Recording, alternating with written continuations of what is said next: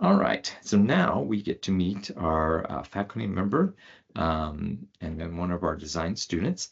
So Leila is our faculty member. She's joining us this evening, talking about her research and all. So Leila, I'll let you take it. I'm going to stop sharing my screen, and then if you want to share yours, you definitely can. Sure. Thank you, team, You're welcome. for the introduction, and it's a pleasure to be here. Hi, everybody. My name is Leila Aflatoony. I'm a faculty here at Georgia Tech School of Industrial Design. It's a pleasure to work here, collaborate on different research activities, and of course, teaching for the last 6 years, almost 6 years. So I'm an assistant professor. I'm going to share slides to talk more about what I'm doing. Try to keep it really short and to the point. These are not all the type of project that I'm doing or have done, but perhaps a few representative examples of project that I have completed with students. So a little bit about my background. I'm an assistant professor and I'm the director of the Health Design Collab. So it's a collaborative, we use collaborative approaches to designing assistive technology and health-related technologies, basically, to improve the quality of life for people with disability or chronic health conditions. So we use a lot of co-design and collaborative work. And as Professor Purdy mentioned, Georgia Tech is a great support. And basically, we have the opportunity to work with different disciplines and different departments. I do the same. So I really like to work with people outside of the world of design. That's why you see that collab at the end of the name of the lab. My background is in human-computer interaction, interaction design, product system, and graphic design. So basically, I explore all these design areas. My expertise, though, and interest is in HCI and interaction design. My postdoc was in HCI, and I continue that path, although I have experience designing products and technologies.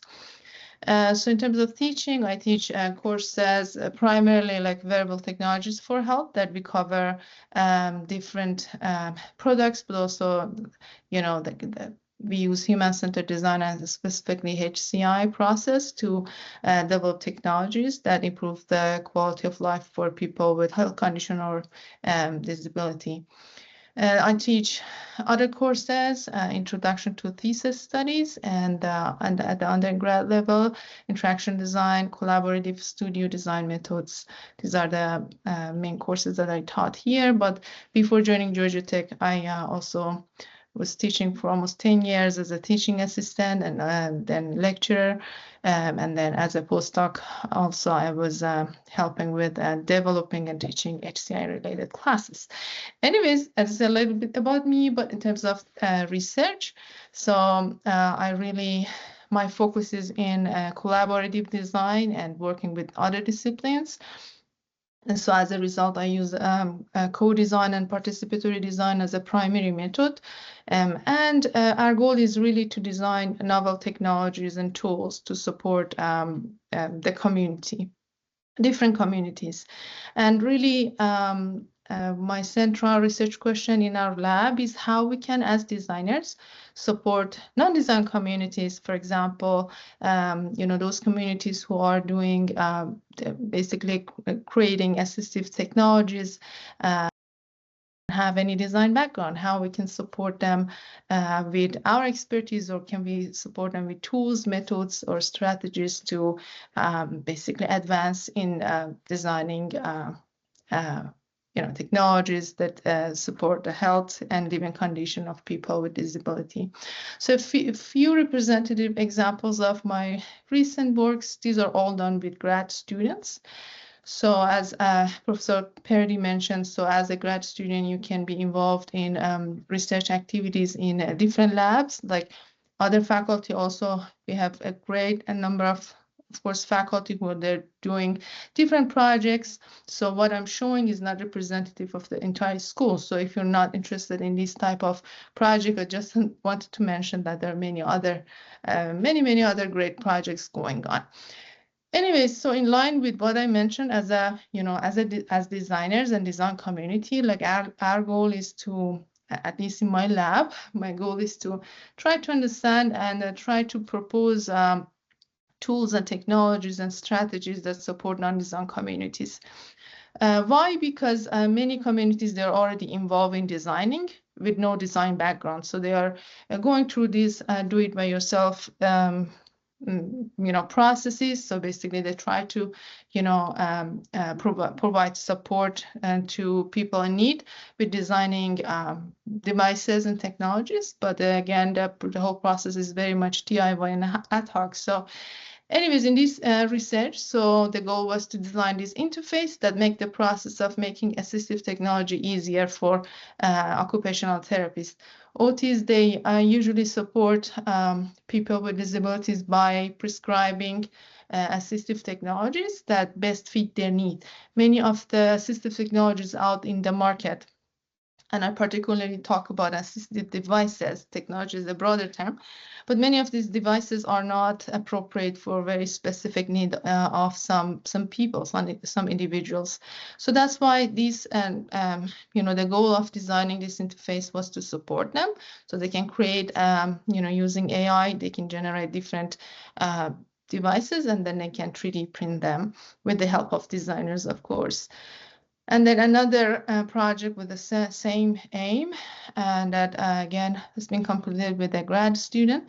So this is a parametric design tool that basically support tweaking existing hand grips, utensil grips. So basically, the goal again was to support customization of designing products as specifically assistive technologies. And so this tool is really directly, we work with occupational therapists to develop this interface. And as you can see, these interfaces are very simple, and they are intentionally simple to, make it, make it usable for this target group, as they don't have skills in, using CADs or more complex softwares. Another project, again, done with a group of occupational therapists. So they support people with individual with a disability. They go to their home environment and they try to modify the environment for better accessibility. So this augmented reality support the visualization of assistive technology in the home environment. And why? Because usually the process is not appropriate. So basically people with disability, they don't know, or they cannot see how this assistive technology would fit in their home environment, how this would look aesthetically even, etc. So this help support collaboration between occupational therapists and individual with disability to choose the right assistive technology, and through these superimposing 3-dimensional tools onto real environment, basically they can it facilitates them envisioning these kind of tools in their environment. And so, as I mentioned, I really like collaboration and collaborative approaches to design and working with different disciplines. So this is one project that we have completed with a group of, with a team of like designers, people with disability, and occupational therapists. So they all work together to design a set of writing assistive tools for the person with disability to support her to write better. Really, I mean, so such collaboration and really participatory design and collaborative design is one of the strongest methods, at least in my opinion, for to support collaboration. And why? Because people with different background, they bring their expertise, all look at the problem from different point of view, and then they collaborate on proposing a solution. So as a result, the solutions are usually more novel, more interesting, and just generally speaking, stronger. And then a final project that I wanted to show and share with you. So this is also done with a grad student. So people with, to support in older adults with mild cognitive impairment. So, many of these interface especially electronic interfaces for at home can be difficult for older adults, specifically those with cognitive impairment. So they can be complicated to use, etc. So the goal of this project was to make this process easier, to design a product that is just easy to use for this population. And so we worked with a group of people with mild cognitive impairment through co-design. So they had the opportunity to explore this device and tell us basically what type of interface they would like to have. And so then the student developed a functional prototype of remote control for a TV. And so they, also the tool was user tested by 11 individuals with disabilities. So usually we go through the entire process of product development, I would say prototyping, and then usability testing or some sort of user study with people with disability. And that's pretty much from me. I know that the time is short, so I don't want to take the entire time of the session. Okay. Well, I don't know what happened to my camera. It's not coming back on. Well, that's a good thing, I guess. Actually, our student, Eric. So, Leila, thank you very much. Of course. Awesome A presentation. pleasure. I always learn so much, and you've done so many neat things through the years and all that you've been here with us. So, but thank you again very much. I appreciate it. So All right. I just wanted to very briefly mention that faculty here also we collaborate a lot, as Yes. we support students. So I had the pleasure of working with Professor Perry in a good number of projects, including the augmented reality project.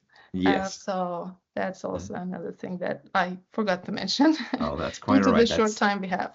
I know, yeah. So it's great to be able to kind of work with the students, work with you, and all these different projects that we get involved with. So I appreciate it. So thank you again.